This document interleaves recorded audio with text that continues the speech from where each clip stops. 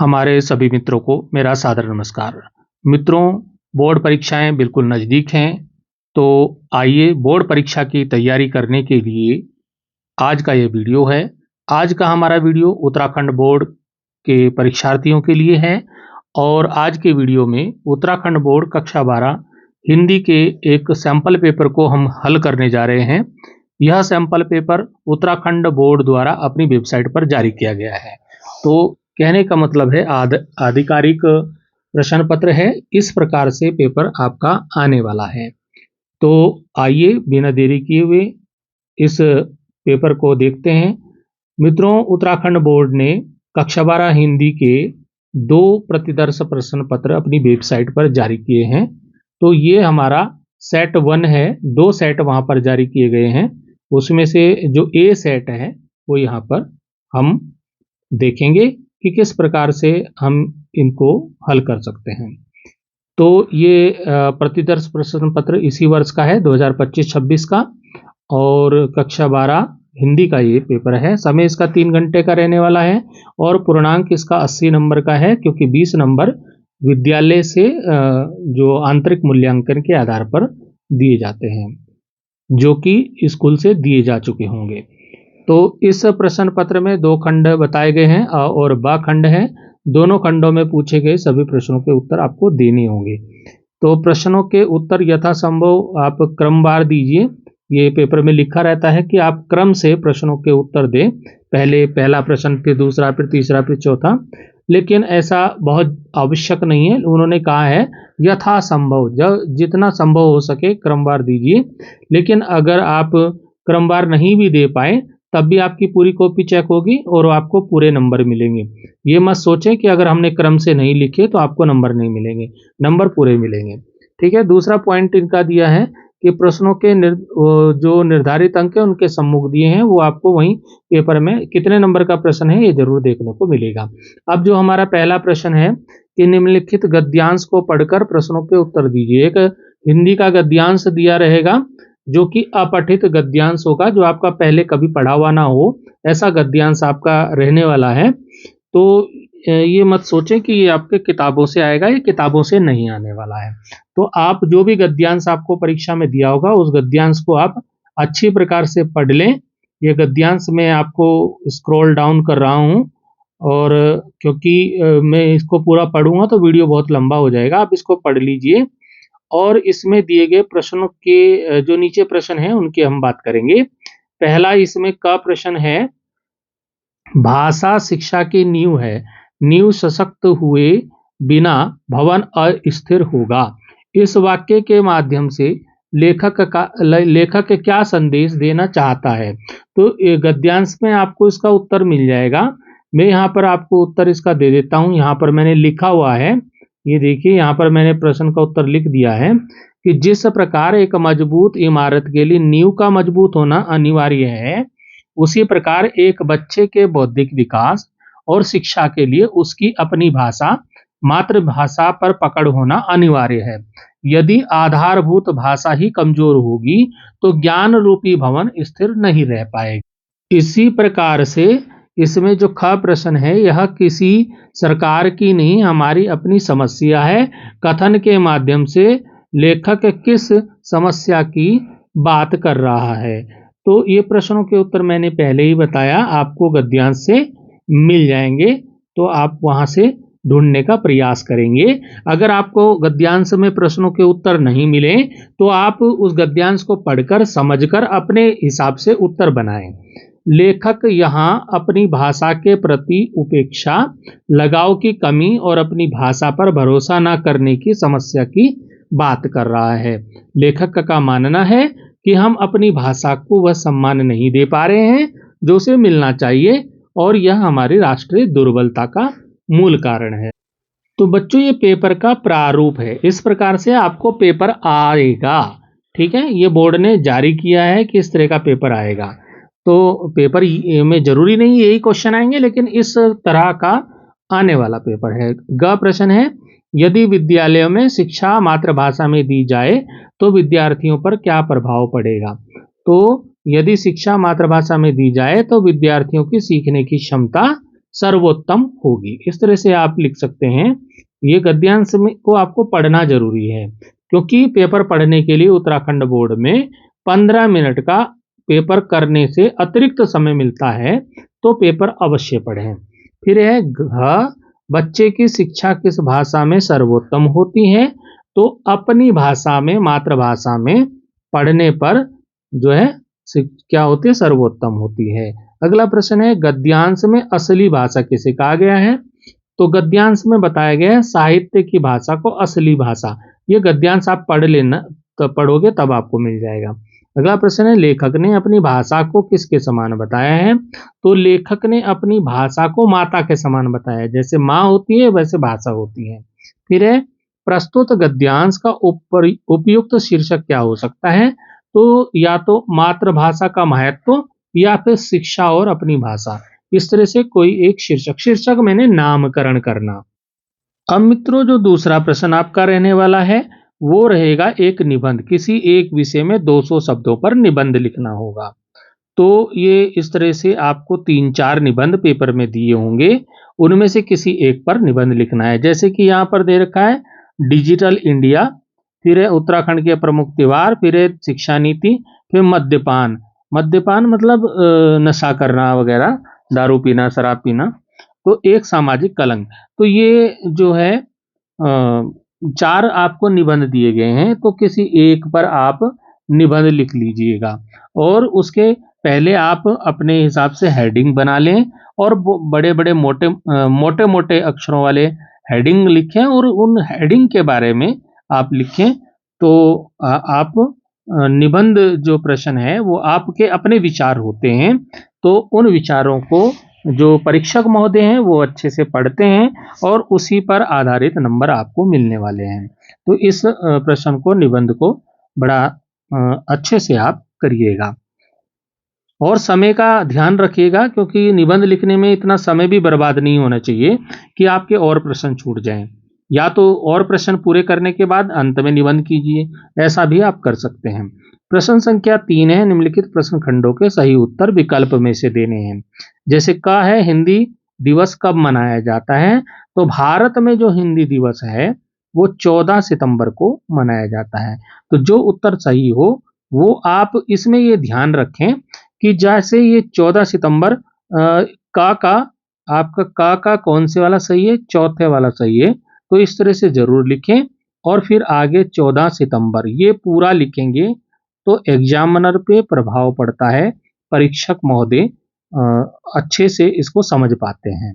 तो खाली कुछ बच्चे क्या करते हैं, जैसे का वाला है और उसका नंबर 4 बस ये लिख दिया, तो ये भी नंबर मिल जाएंगे, लेकिन जो आपको प्रभाव डालना है तो 14 सितंबर ये पूरा उत्तर भी आप लिखें तो अच्छा प्रभाव पड़ेगा। अब इसमें खा वाला आ जाता है कि निम्नलिखित में से जनसंचार का प्रिंट माध्यम कौन सा है? तो इसमें रेडियो, टेलीविजन, पत्रिका, फिल्म वगैरह दिया है, तो इसमें पत्रिका है। ऐसे ही अगला प्रश्न है कि वह प्रक्रिया जिसके द्वारा एक संदेश विभिन्न माध्यम से बड़े जनसमूह तक पहुंचाया जाता है क्या कहलाती है? उसे जनसंचार कहते हैं। इसी प्रकार से अगला प्रश्न आता है कि सनसनीखेज और उत्तेजक समाचार किसके अंतर्गत आते हैं? तो पीत पत्रिका के अंतर्गत आते हैं। इसी प्रकार से आगे है किसी समाचार का घटना स्थल से सीधा प्रसारण क्या कहलाता है? लाइव कहलाता है। अब एक और टॉपिक यहाँ पर दिया है स्वच्छ भारत अभियान में युवाओं का योगदान। इस विषय पे आपको एक आलेख तैयार करना है जो कि 150 शब्दों का रहेगा, या फिर एक रिपोर्ट आपको लिखनी है विद्यालय के वार्षिक दिवस समारोह, वार्षिक उत्सव जो होता है उसके बारे में लिखना है। अब आपका जो प्रश्न संख्या 5 है वो आपकी जो आरोह पुस्तक है उसके जो काव्य वाला खंड है उससे दिया गया है। तो निम्नलिखित काव्यांशों में से किसी एक प्रश्न पर पूछे गए प्रश्नों के उत्तर देने हैं। यहाँ पर एक कविता की कुछ पंक्तियां हैं, ये आपको पढ़ लेनी है। आपकी पुस्तक से कौन सी कविता से ये पंक्तियां हैं और फिर उन पर नीचे लिखे गए प्रश्नों के उत्तर देने हैं। तो यहाँ पर जो पहला प्रश्न है वो है किस भी किसान कुल बनिक भिखारी भाट चाकर चपल नट चोर चार चेट की। इस पंक्ति में कवि ने किन वर्गों की बात की है और ये वर्ग क्या क्या निम्न कार्य कर रहे हैं। तो किन की बात की है और क्या कार्य कर रहे हैं, तो ये यहाँ पे इसका उत्तर मैंने लिख दिया है और पुस्तक में आप पढ़ेंगे कविता को तो आपको मिल जाएगा। कवि ने समाज के विभिन्न वर्गों जैसे मजदूर को किस भी बोलते हैं, किसान, व्यापारी, बनिक, भिखारी, भाट, प्रशंसा करने वाले, नौकर, चाकर, नट, चोर, दूत और बाजीगर की बात की है। ये सभी वर्ग अपने पेट की आग बुझाने के लिए ऊंचे नीचे कर्म, धर्म अधर्म के कार्य और यहाँ तक कि अपने संतानों को बेचने जैसा दुखद कार्य कर रहे हैं। ये इसमें लिखा है उस चौपाई में। फिर खा वाला प्रश्न आता है कि पेट की आग का शमन राम भक्ति का मेघ ही कर सकता है। तुलसी का यह वाक्य सत्य क्या इस युग में भी सत्य है या तर्क संगत है? तो तुलसी ने जो ये वाक्य दिया है अपने, क्योंकि वो श्री राम जी के भक्त हैं, तो उन्होंने उसके हिसाब से हाँ कह सकते हैं। हाँ, यह आज भी प्रासंगिक है। तुलसीदास जी के अनुसार जिस प्रकार भयानक आग को केवल बादल राम रूपी घनश्याम ही बुझा सकते हैं, उसी प्रकार मनुष्य की अंतहीन इच्छाओं और भौतिक दुखों का समाधान ईश्वर की शरण में जाने और संतोष भाव रखने में ही संभव है। आज की भागदौड़ भरी जिंदगी में राम भक्ति का अर्थ नैतिक मूल्यों और मानसिक शांति से है। फिर प्रश्न आता है इसमें गा वाला, किस आग से पेट की आग बड़ी है?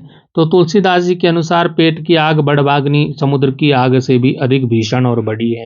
इसमें दो कविताएं आपको दी जाएंगी, उसमें से एक को आपको करना है। दूसरी कविता यहाँ है कि बच्चे प्रत्याशा में होंगे, नीड़ों से झांक रहे होंगे या ध्यान पर पक्षी चिड़ियों के भरता कितनी चंचलता है, दिन जल्दी जल्दी ढलता है। तो इस कविता का नाम ही है दिन जल्दी जल्दी ढलता है, ये कविता का नाम है। तो यहाँ पर जो क है वह कौन सी शक्ति है जो चिड़िया के पंखों में चंचलता भर देती है? तो अपने बच्चों शावकों से मिलने की व्याकुलता और उनके प्रेम की ममतामयी शक्ति चिड़िया के पंखों में चंचलता भर देती है। फिर प्रश्न आता है कि चिड़िया के घोंसले के कविता में खींचे गए चित्र का वर्णन अपने शब्दों में कीजिए। तो कविता में बताया है कि चिड़िया के बच्चे घोंसले नीड़ों से बाहर झांक रहे हैं और अपनी माँ के लौटने की प्रतीक्षा कर रहे हैं। फिर प्रश्न आता है कवि और कविता का नाम लिखिए। कवि कौन है? कवि हरिवंश राय बच्चन और कविता है दिन जल्दी जल्दी ढलता है। फिर जो आपका छठा प्रश्न होगा उसमें भी एक कविता की पंक्तियां आप काव्य खंड से देखने को मिलेंगी, उसको आपको पढ़कर भाव सौंदर्य लिखना होगा। भाव सौंदर्य मतलब उस कविता का भाव क्या है ये आपको लिखना होगा। जैसे कि यहाँ पर इस प्रकार से मैंने एक एग्जाम्पल, एक उदाहरण आपको दिया है कि भाव सौंदर्य, आप हेडिंग डालेंगे काले पेन से, फिर लिखेंगे इन पंक्तियों में कवि उमाशंकर जोशी जी ने आकाश में पंक्तिबद्ध उड़ते हुए सफेद बगुलों के सुंदर दृश्य का चित्रण किया है। नंबर डाल के लिख सकते हैं, नंबर 1, नंबर 2 डाल के लिख सकते हैं। काले बादलों के ऊपर तैरती हुई सांझ की श्वेत काया और बगुलों की कतार कवि की आंखों को अपनी ओर खींच लेती है। फिर अगला नंबर डाल के लिख सकते हैं कि कवि इस सौंदर्य की जादुई माया में इतना बंध गया है कि वह इसे कुछ देर तक रोक रखना चाहता है। अगला नंबर डाल के लिख सकते हैं, या ऐसे बिना नंबर के भी लिख सकते हैं। इसमें प्रकृति के प्रति गहरा आकर्षण और सम्मोहन का भाव व्यक्त हुआ है। तो इस तरह से कुछ भाव, जो कविता के भाव हैं, वो हमें यहाँ पर लिखने होंगे। अब हम चलते हैं अगले प्रश्न पे, प्रश्न संख्या 7। निम्नलिखित में से किन्हीं 2 प्रश्नों के उत्तर दीजिए। तो मित्रों यहाँ जो प्रश्न है वो आपकी कविताओं पे आधारित जो पाठ में अंत में प्रश्न होते हैं उनमें से ये प्रश्न होने वाले हैं। तो यहाँ है प्रश्न है कि हंसते हैं छोटे पौधे लघुभार सस्य अपार। इस पंक्ति के आधार पर बादलों के आगमन पर प्रकृति में होने वाले किन किन परिवर्तनों को बादल राग कविता रेखांकित करती है। तो यहाँ पर जो परिवर्तन है वो हेडिंग्स के द्वारा आप लिख सकते हैं कि छोटे पौधों में खुशी आ गई है, भारी वर्षा होने पर बड़े बड़े वृक्ष तो उखड़ जाते हैं या घायल हो जाते हैं, लेकिन छोटे पौधे क्या होते हैं? प्रसन्न होते हैं। छोटे पौधे कहने का मतलब आम आदमी, किसान खुश होते हैं। वे हाथ हिला हिलाकर बादलों का स्वागत करते हैं, उन्हें क्योंकि उन्हें नया जीवन मिलता है। ठीक है ना? और हरियाली और समृद्धि आती है, हेडिंग दे सकते हैं आप कि बादलों के आने से चारों ओर अपार हरियाली छा जाती है, जो जीवन की जीवंतता को दर्शाती है। इसी प्रकार से आप क्रांति का संदेश बादलों के माध्यम से हेडिंग डाल सकते हैं कि जैसे बादलों की गर्जना से दबे कुचले पौधे खिल उठते हैं, वैसे ही समाज में क्रांति आने पर शोषित वर्ग को भी को सबसे अधिक लाभ और सुख मिलता है। तो इस तरह से आप इस प्रश्न का उत्तर लिख सकते हैं। फिर आता है कि भ्रातृ शोक में हुई राम की दशा। भ्रातृ शोक मतलब भाई का शोक। भाई का शोक, राम को भरत का शोक हो गया था। ठीक है ना? तो ने प्रभु की नरलीला की अपेक्षा सच्ची मानवीय अनुभूति के रूप में रचा है। क्या इससे आप सहमत हैं? तर्क सहित उत्तर दीजिए। तो देखिए हाँ, मैं इससे सहमत हूँ। मैं इस कथन से पूरी तरह सहमत हूँ। तुलसीदास जी ने लक्ष्मण मूर्छा और राम का विलाप प्रसंग में राम को एक भगवान के रूप में नहीं बल्कि एक साधारण मनुष्य के रूप में चित्रित किया है। इस तरह से आप लिख सकते हैं कि राम अपने भाई के वियोग में साधारण मनुष्य की तरह विलाप करते हैं, रोते हैं। वे कहते हैं कि यदि मुझे पता होता कि मैं वन में भाई का विछोह होगा, मैं पिता को का वचन भी नहीं मानता। इस तरह से कहने लगते हैं। फिर वो इस बात पे राम इस बात पे दुखी हैं कि वे अयोध्या वापस जाकर माता सुमित्रा को क्या मुंह दिखाएंगे। यह वर्णन राम के चरित्र को और अधिक गहरा और हृदय स्पर्शी बनाता है, क्योंकि यहाँ एक ईश्वर के स्थान पर एक भाई का दुख प्रबल दिखाई देता है। इस तरह से आप अपने शब्दों में बना के लिखोगे तो ज्यादा प्रभाव पड़ता है और नंबर भी अच्छे मिलते हैं। अगला प्रश्न है कि सब घर एक कर देने के माने बच्चा ही जाने। इस पंक्ति के माध्यम से कविता के खेल और बच्चे के खेल में क्या साम्य है? तो कविता के बहाने, ये कुंवर नारायण जी की कविता है। कविता के बहाने में जो है क्या समानता है कि यहाँ पर जो है भेदभाव का अभाव है।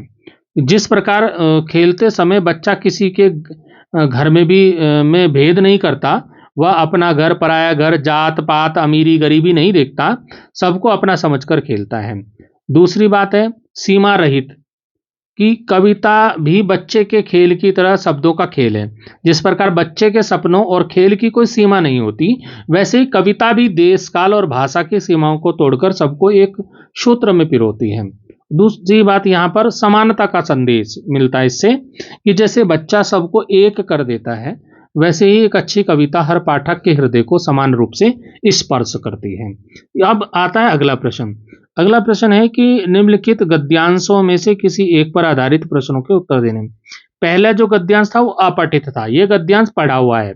मतलब ये आपके किताब से ये गद्यांश है, जो आपकी पाठ्य पुस्तक, जो आपकी किताब है आरोह, वहीं से ये पाठ किसी पाठ से लिया गया है। शीरीष तरु सचमुच पक्के अवधूत की भांति मेरे मन में ऐसी तरंगे जगा देता है।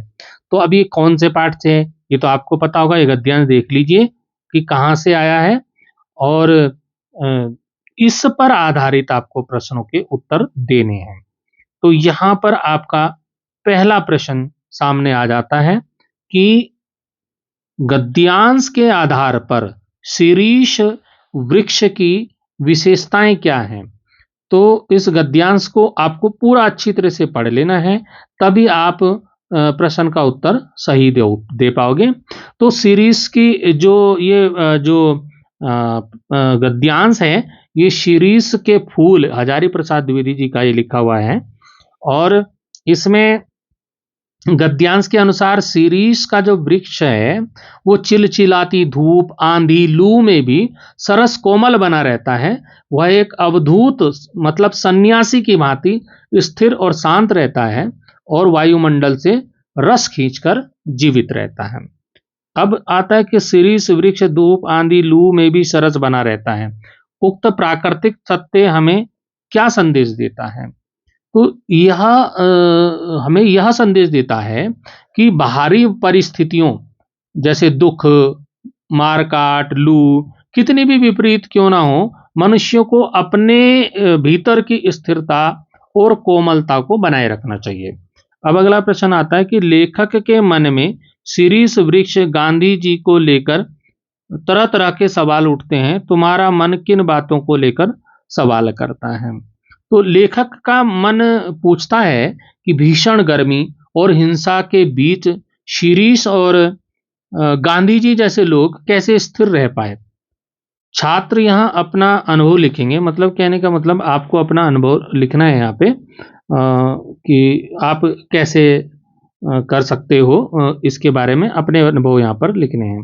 मतलब कि कठिन परीक्षाओं के समय मन को शांत कैसे रखा जाए, तो अपने अनुभव रखने हैं। इसी प्रकार से यहाँ दूसरा भी जो है गद्यांश यहाँ पर दिया है भक्तिन। भक्तिन एक पाठ है और ये पाठ महादेवी वर्मा का है, तो यहाँ पर उस पाठ से ये लिया गया है।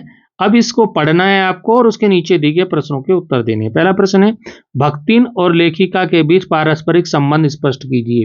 तो लेखिका और भक्तिन के बीच स्वामी और सेवक का संबंध कहना कठिन है, क्योंकि भक्तिन लेखिका की अवज्ञा भी कर देती थी और लेखिका उसे अपनी सेवा से हटाना भी नहीं चाहती थी। उनका संबंध घर के सदस्यों या आंगन के वृक्षों जैसा आत्मीय और जीवंत संबंध था। तो अगला प्रश्न है, भक्तिन और लेखिका के जैसे पारस्परिक संबंध आज के समय में संभव हैं? तर्कपूर्ण उत्तर दीजिए। तो तर्कपूर्ण उत्तर यह है कि आज के व्यवसायिक युग में ऐसे निस्वार्थ और समर्पित संबंध बहुत दुर्लभ हैं, क्योंकि अब संबंध केवल वेतन और काम तक सीमित हो गए हैं। अगला प्रश्न है कि सेवक की निष्ठा पर 5 पंक्तियों का अनुच्छेद लिखना है। तो 5 लाइनें आपको सेवक के बारे में लिखनी है। एक सच्चा सेवक अपने स्वामी के प्रति केवल कार्य नहीं करता, बल्कि मन से भी समर्पित होता है। वह संकट के समय स्वामी का साथ कभी नहीं छोड़ता। उसकी निष्ठा आज्ञा पालन से अधिक स्नेह और सम्मान पर टिकी होती है। अब मित्रों, जो अगला प्रश्न है वो आपके जो गद्य पाठ हैं आरोह के, उन पाठों पर आधारित ये प्रश्न रहने वाले हैं कि बाजार दर्शन पाठ में किस प्रकार के ग्राहकों की बात हुई है और आप स्वयं को किस श्रेणी का ग्राहक मानते हैं। तो इस पाठ में लेखक ने मुख्य रूप से 2 तरह के ग्राहकों की बात की है। एक वे जिनका मन खाली होता है और वे बिना जरूरत की चीजें खरीदते हैं, और दूसरे वे जो अपनी जरूरत जानकर बाजार जाते हैं, जैसे इस पाठ में भगत जी के बारे में बताया गया है। तो फिर है, आप किस श्रेणी के ग्राहक मानते हैं अपने को? तो मैं स्वयं को संयमित ग्राहक मानता हूं, जो अपनी आवश्यकताओं की सूची बनाकर ही बाजार जाता है ताकि बाजार की चकाचौंध से बच सकूं। तो मैं तो जब भी बाजार जाता हूं सामान खरीदने में, तो पूरा जो भी अपना जरूरत के सामान होते हैं उनकी एक लिस्ट बना लेता हूं, सूची बना लेता हूं और फिर उसको लेकर बाजार जाता हूं और वही सामान लेकर आता हूं, फालतू सामान नहीं लाता हूं।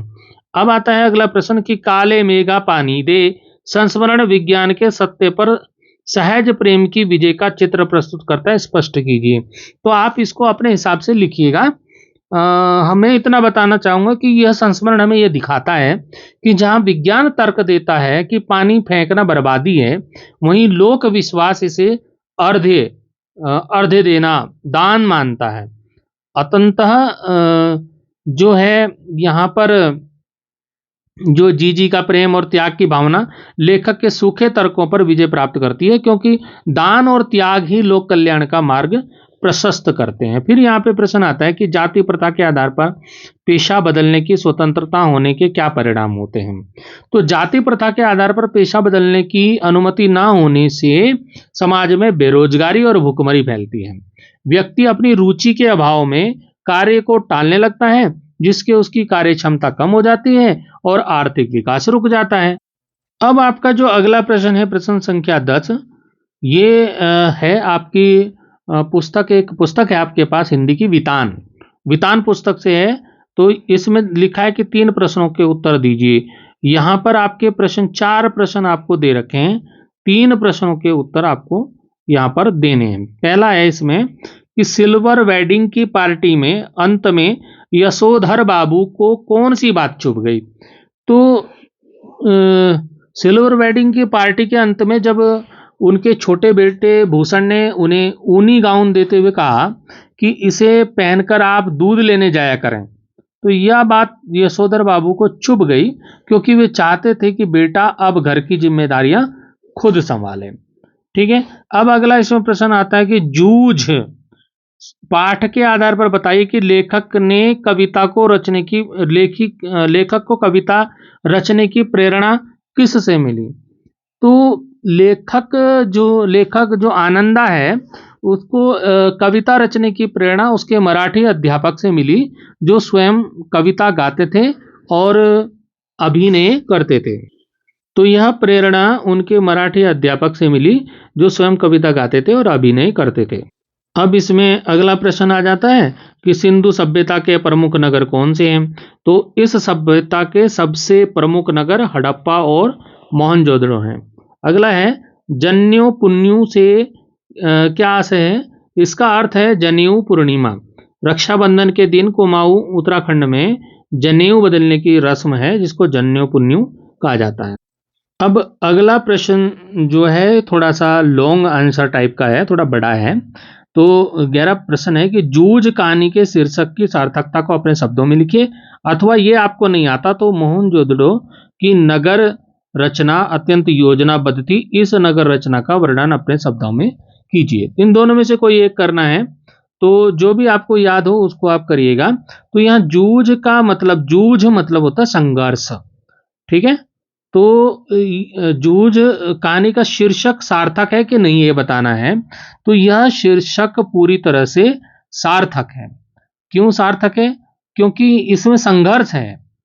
शिक्षा के लिए संघर्ष, हेडिंग आप डाल देंगे शिक्षा के लिए संघर्ष। तो लिखोगे लेखक आनंदा को स्कूल जाने के लिए अपने पिता की कड़ी शर्तों और कठोर मेहनत से जूझना पड़ता था। इस तरह से आप लिख दो, 2-4 लाइन लिख देना।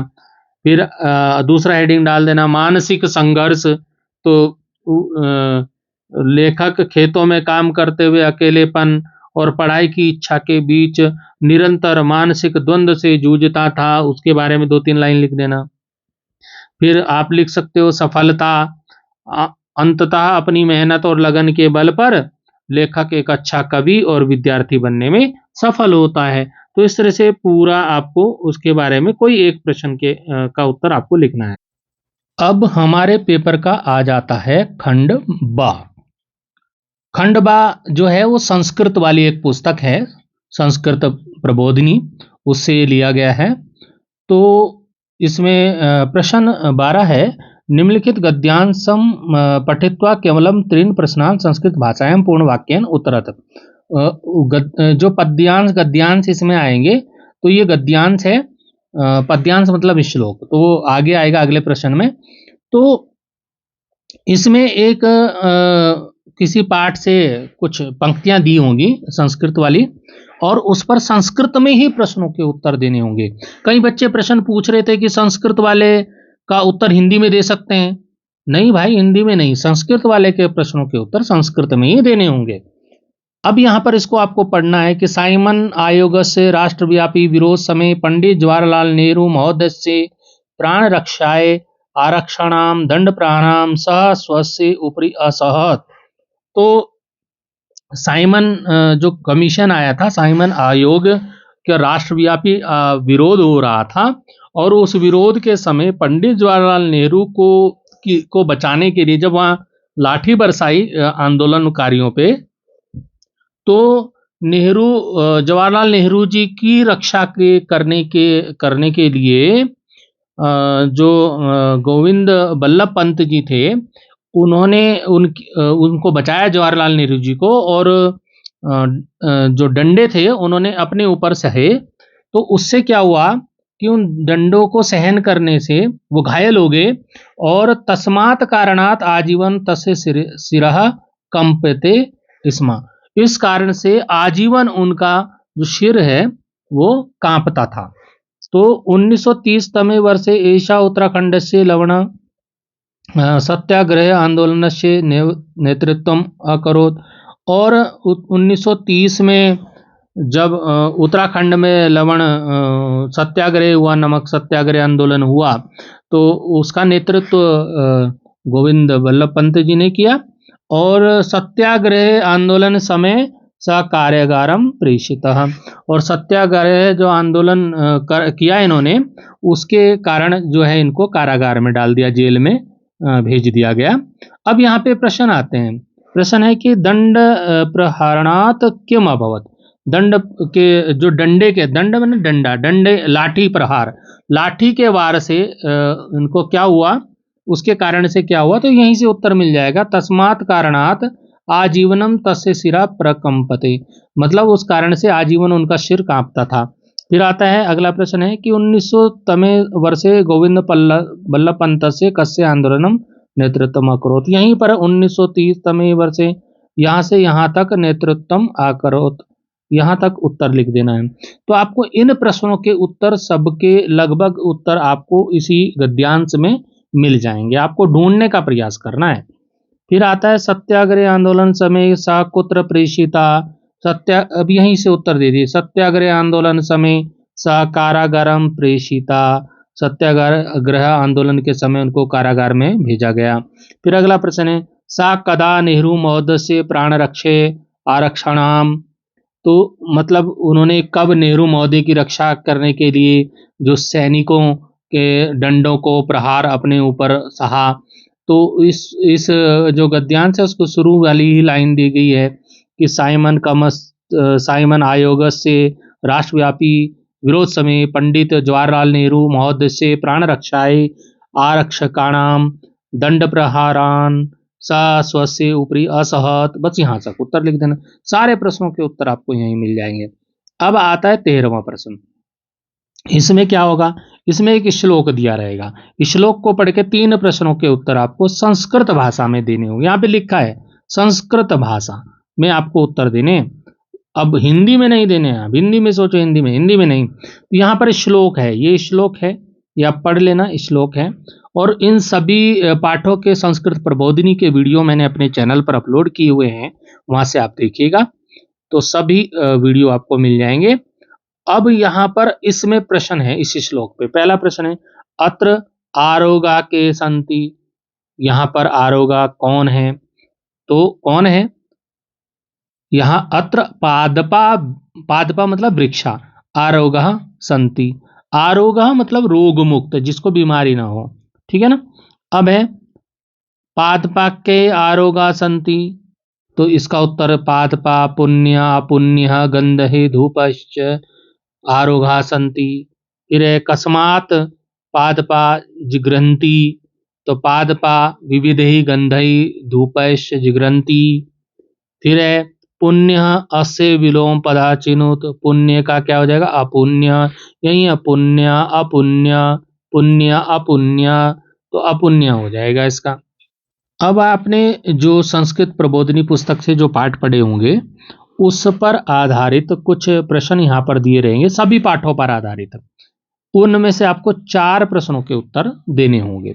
यहाँ पर पहला है कि नीचे केन भयेन कार्यम ना प्रारभ्यते। नीचे लोग जो है वो किसके भय से कार्य प्रारंभ नहीं करते, तो नीचे विघ्न भयेन कार्यम ना प्रारभ्यते, ये इसका उत्तर हो जाएगा। विघ्न के भय से नहीं करते, ठीक है ना। अगला है आगत नाम अतिथि नाम धन्यवादन ज्ञापनम कह करिष्यति।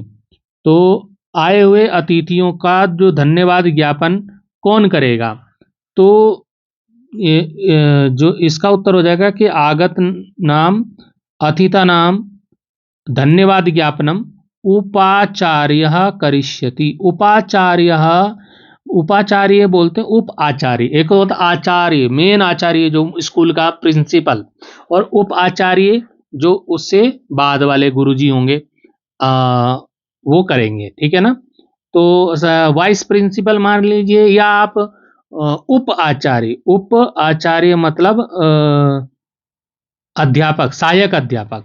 तो सहायक अध्यापक जो हैं वो क्या करेंगे, उसका क्या करेंगे धन्यवाद ज्ञापनम करेंगे, ठीक है। ये एक पाठ है, उस पाठ में दिया गया है विद्यालय के वार्षिक उत्सव वाला। फिर अगला है मंडूकस्य साफल्यस्य कारणम किम आसीत।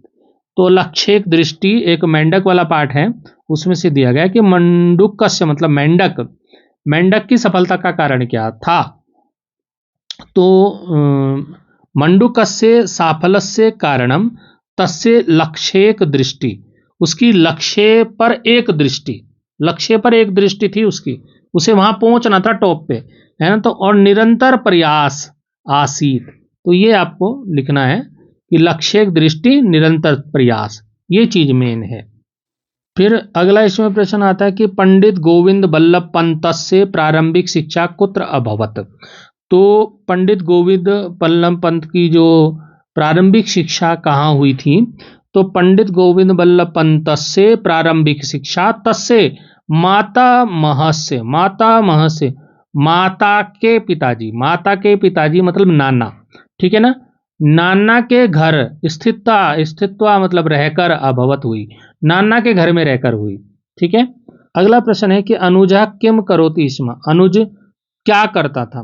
तो अनुजा प्रतिदिनम अरण्यम गत्वा, प्रतिदिन जंगल में जाकर के पशून हत्वा, पशुओं को मारकर मांसम संग्रह्य, मांस को इकट्ठा करके आगच्छित स्म लाता था, आता था। तो जंगल में जाता था, पशुओं को मारता था और वहां से क्या लाता था, मांस लाता था। अगला है कि उत्तराखंडे जल प्रलय पाठे कस्य रसस्य प्रधानता अस्ति। तो उत्तराखंड जल प्रलय एक पाठ है, उसमें कौन से रस की प्रधानता है, तो उसमें करुण रस की प्रधानता है। यहीं पर उत्तर मैंने दे दिया है इसका कि अस्मिन पाठे करुण रस से प्रधानता अस्ति। अब हमारा अगला प्रश्न है कि नीचे ये शब्द दे रखे हैं, बॉक्स में शब्द दे रखे हैं, इन बॉक्स से शब्द हैं गगने के साम जलम पादपा परिता प्रतिदिनम, ये यहाँ पर 6 शब्द दे रखे हैं, इसमें से 3 शब्दों का आपको संस्कृत वाक्यों में प्रयोग करना है, ठीक है।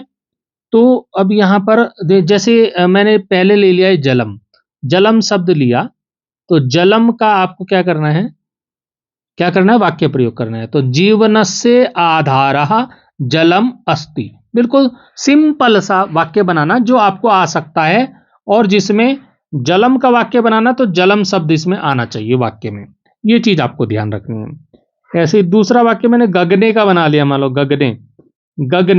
गगने मेघा संति, गगने मतलब आकाश में, मेघा मतलब बादल, संति मतलब है। ऐसे ही मैंने प्रतिदिनम को ले लिया, प्रतिदिनम बालकः प्रतिदिनम, ये शब्द आना चाहिए और इस शब्द को आपको ब्लैक पेन से लिखना है, ठीक है ना।